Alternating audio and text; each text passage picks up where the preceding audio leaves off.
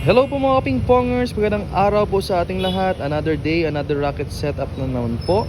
And ang racket up mong ito is ipapaship po natin papuntang Cauayan City, Isabela.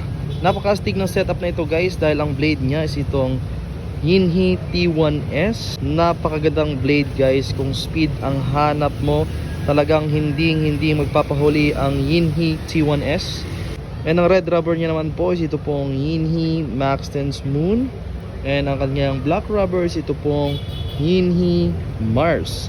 At syempre may kasama po itong edge tape.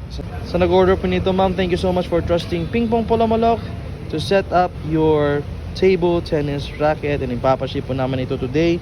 And hopefully you'll enjoy playing ping pong using your newly built table tennis racket. Sa mga gusto pong magpa-set up ng raketa or mag-inquire about table tennis blades and rubbers, just